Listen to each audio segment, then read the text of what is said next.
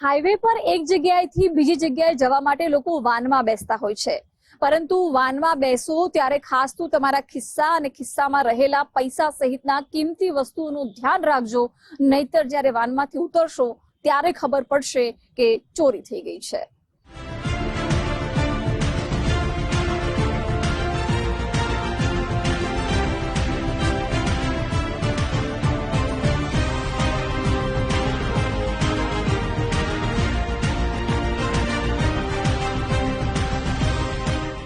પાટણના સિદ્ધપુરમાં છેલ્લા ઘણા સમયથી વાનમાં બેસતા મુસાફરોના માલ સામાનની ચોરી થઈ રહી હતી।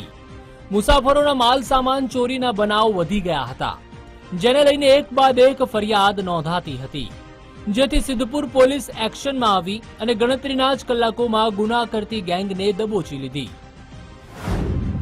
પાટણમાં વાનમાં બેસનારા મુસાફરો સાવધાન, મુસાફરોની નજર ચૂકવી માલ સામાનની ચોરી। ગુના આચરતી ગેંગના 3 સાગરીતો સકંજામાં। સિદ્ધપુર પોલીસની ગિરફ્તમાં મુખોટામાં ઊભી રહેલી આ ત્રિપુટીએ છેલ્લા કેટલાક સમયથી પોલીસની ઊંઘ હરામ કરી નાખી હતી। વાનમાં મુસાફરોને બેસાડી તેમની રોકડ, મોબાઈલ સહિતની કિંમતી ચીજવસ્તુઓ સેરવી ફરાર થઈ જતા હતા। આ બાબતે નોંધાયેલી ફરિયાદના આધારે પોલીસે સ્ટેટ નેત્રમ ગાંધીનગર ટીમની મદદથી અબ્દુલ મજીદ મેમણ, મોહમ્મદ આદિલ ગુલામ શેખ અને મુસ્તફા મહેબૂબ શેખને ઝડપી લીધા છે। આમાં મોટી જે ચોરી અને લૂંટ કરતી ગેંગને પકડવામાં સિદ્ધપુર પોલીસ સ્ટેશનને સફળતા મળી છે। આ ગુનામાં સૌથી મહત્વની બાબત એ છે કે જ્યારે પણ કોઈ ગુનો બને ત્યારે જિલ્લા પોલીસ છે કે જિલ્લાનું જે Netram command and control centre હોય છે એ કમાન્ડ એન્ડ કંટ્રોલ સેન્ટરમાંથી સીસીટીવી ફૂટેજ વગેરેની મદદ લેવામાં આવે છે। પણ આ ગુનો છે એનો વ્યાપ સમગ્ર રાજ્યનો હોય। આપણા ગુજરાત રાજ્યનું Trinetra CCTV command and control કે જે ગાંધીનગર ખાતે આવેલ છે, એ ગાંધીનગર ખાતેથી આજે ઇકો ગાડી છે, એક ગાડીનો નંબર ત્યાં આપી અને એની સર્ચ કરાવતા આ તમામ હાઈવે ઉપર એની જે તે સમયની જે ચોરી કરવાની તારીખો અથવા સમય મળી આવેલ છે। ઊંઝાથી લઈ અજમેર સુધી મચાવ્યો તરખાટ। આરોપીઓની ચોરી કરવાની મોડસ ઓપરેન્ડી વિશે હવે વાત કરીએ। આરોપીઓ વાન લઈ હાઈવે પર નીકળતા હતા।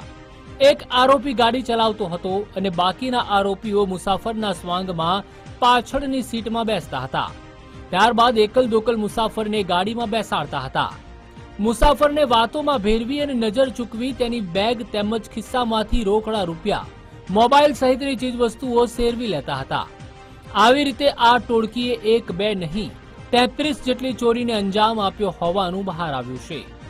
આરોપી શોએબ વિરુદ્ધ પાલનપુર, ડીસા, નવસારી અને સુરતમાં ગુના નોંધાયેલા છે।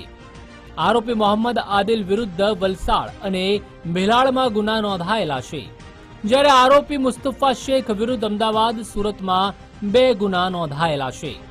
આ ટોળકીએ અત્યાર સુધી મહારાષ્ટ્ર, અજમેર, રાજકોટ, વડોદરા, નડિયાદ, અંકલેશ્વર, પાલનપુર, વાપી, હિંમતનગર, મહેસાણા, સુરત સહિતની જગ્યાએ ચોરી કર્યાનું બહાર આવ્યું છે। આરોપીઓ પાસેથી પોલીસે રોકડા 10,000 તેમજ ગુનામાં ઉપયોગમાં લેવાયેલ ગાડી કબજે કરી છે। લોકોએ સિદ્ધપુર પોલીસ સ્ટેશન વિસ્તારમાં આવી રીતે હાઈવે રોડ ઉપર 3 ગુનાને અંજામ આપ્યો છે। 3 ગુના દાખલ થયેલ છે અને હાલમાં આ 3 આરોપી અટક કરેલ છે। એક આરોપી વોન્ટેડ છે અને તેમની તપાસ ચાલુ છે।